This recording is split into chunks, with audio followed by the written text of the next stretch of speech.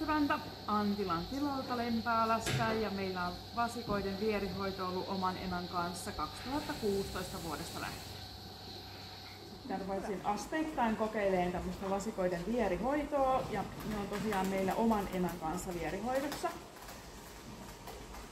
Ja ensin alkuun se aika oli varmaan muutamia viikkoja, mutta aika pian se sitten vaihtui siihen, että nämä itselle jäävät vasikat on koko sen juottokauden, eli noin 3 kuukautta oman emän kanssa vierihoidossa.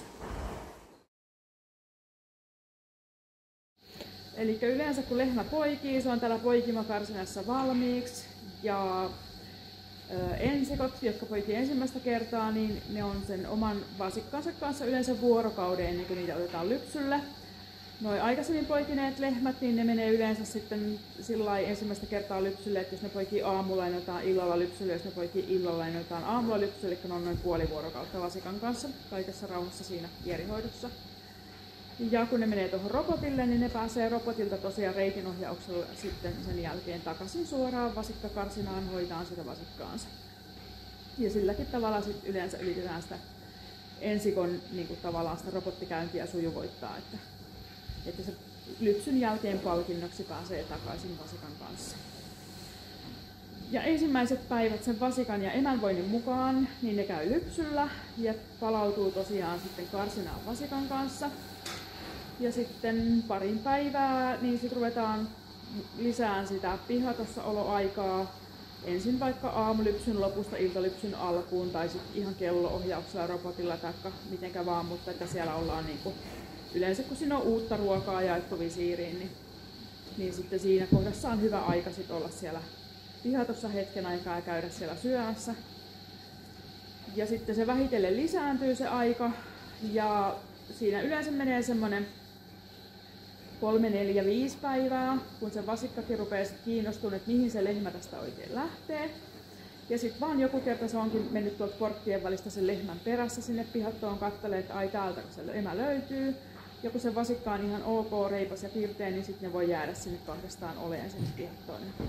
Siinä kohdassa vasikka osaa jo hyvin väistää lantaraappaa ja toisia eläimiä ja kertoo itsellensä semmoisen hyvän turvallisen makuupaikan.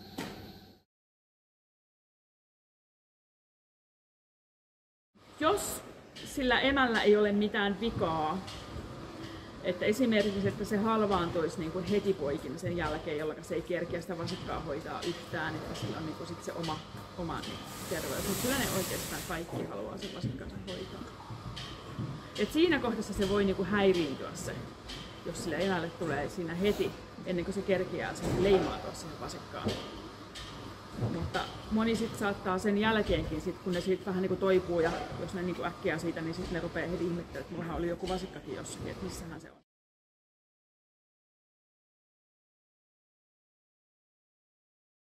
Pistoshoito on oikeastaan helpompi vaihtoehto. Et siinäkin se vasikka monta kertaa menee sit vähän löysälle, mutta jos se maito ei ole sillain niin kuin mitenkään kauhean, niin se on aika ok toteutettavissa vielä.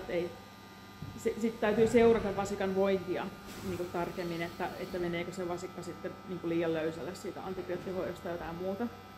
Niistäkin suurin osa hoidoista menee ihan, ettei aiheuta mitään sit ihmeellisempiä oireita. Mutta sitten yksi vaihtoehto on se, että sit siinä kohdassa niin siirretään se vasikka maitojuotolle. Vierotus tapahtuu tosiaan sillä lailla, että noin viikkoa aikaisemmin niin vasikalle laitetaan nenäläppä ja vasikka ei pääse sitten enää siinä kohdassa semmoisia mitään merkittäviä määriä imeen sitä maitoa. Että jos lehmällä on pitkät vetimet, niin kyllä se sieltä onnistuu pieniä määriä lipoon sitä maitoa senkin jälkeen, mutta kyllä ne määrät niin kuin pienenee ihan selkeästi huomattavasti. Se näkee robotilta siinä, että maitomäärät rupeaa nousee robotilla. Ja siinä kohdassa vielä entisestään lisääntyy sitten toi appe- ja karkearehun syöminen ja vasikat on muutenkin yleensä siinä kohtaa jo semmosia, että ne paljon liikkuu jo ryhmissä ja toisten vasikoiden kanssa ja käy lähinnä niin kuin siinä kohtaa kun nälkä tulee niin sen emän tisseillä ja vähän hoidettavana ja nuoltavana ja joskus vähän makoilemassa vierekkäin. Ja kun on tosiaan se viikon siellä ollut nenäläpän kanssa, niin sitten ne siirretään tonne vanhalle puolelle, mistä ei ole näköyhteyttä siihen emään, niin kavereiden kanssa ryhmäkarsinaan. Ja vasikka sopeutuu siinä kohdassa tosi nopeasti siihen, että se ei paljon huutele kovin montaa kertaa sit enää emän perään. Emä huutelee vähän enemmän, mutta selkeästi paljon vähemmän kuin mitä ne huuteli silloin ennen tätä nenäläppävierotusta. Et se on kyllä niin kuin helpottanut sitä lehmänkin vierottautumista siitä vasikasta paljon.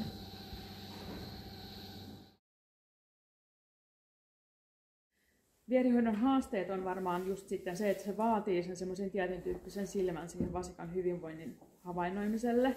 Ja vaatii myös tietyllä tavalla huomioon siihen lehmän maitomääriin ei voi tuijottaa niin sokeasti, että jos on jossakin lypsyä lypsänyt vähemmän tai enemmän, että sekin vaatii pientä arviointia. Että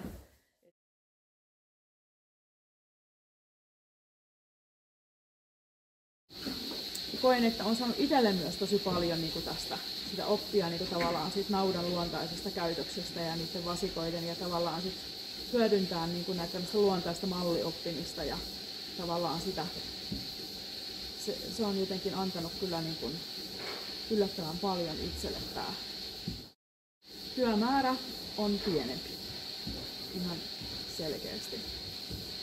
Että se on. Ja ehkä varmaan se, että en nyt varmaan ihan hirveästi rakastanut sitä vasikanmaitojen lämmittämisestä ennenkään. Meillä tavallaan se oli vähän tuolla toisessa päässä maitohuoneessa. Oli kaiken maailman maidon lämmittimiä ja kaikkia muita vastaavia, mutta ei se nyt ihan lempparitöihin kuulu ennenkään, niin kyllä tää on sillä lailla ollut hyvä.